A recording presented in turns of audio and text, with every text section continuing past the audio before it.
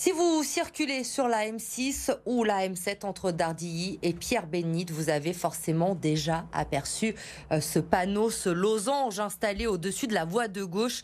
Il vous signale que la voie est réservée au covoiturage. Vous devez donc être au moins 2 dans la voiture pour l'emprunter. Elle a été mise en service il y a tout juste un an. Alors quel bilan peut-on en tirer? Respectez-vous les règles? Mélanie Ferreira et Amélie Duchamp ont testé cette voie de covoiturage pour nous. Alors, on rappelle le principe, depuis un an, pour emprunter la voie de gauche qui est devenue la voie de covoiturage, il faut être au moins 2 dans le véhicule ou posséder la vignette critère 0.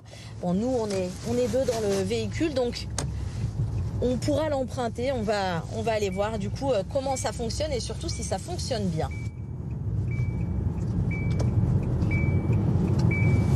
Alors on voit quand même qu'on se fait doubler par des personnes qui sont seules dans leur voiture, donc la mesure n'est pas toujours très respectée. On va aller voir du côté des automobilistes ce qu'ils en pensent. Avec le travail, et les bouchons, tout ça, il y a beaucoup de gens qui respectent pas. Ouais, je respecte, ouais. Un minimum, on est obligé, on n'a pas le choix. Parce que je sais pas si je suis flashé ou pas en fait. Donc par doute, on respecte. Je pense qu'il n'y a aucun contrôle. En effet, aucune sanction pour ceux qui ne respectent pas la règle. Les radars ne sont pas encore homologués, donc pas mis en place. Et certains automobilistes se demandent donc à quoi ça sert. Je trouve pas ça d'une grande utilité en fait. Donc il y a beaucoup de gens qui s'en servent de voies de dépassement, clairement, et on voit beaucoup d'excès là-dessus, quoi. Mais sans ça, en fait, je ne sais pas si c'est vraiment très utile.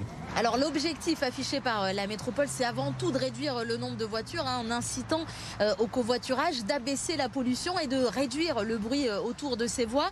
La métropole qui doit faire le bilan à la rentrée, mais selon vous, il n'est pas très positif.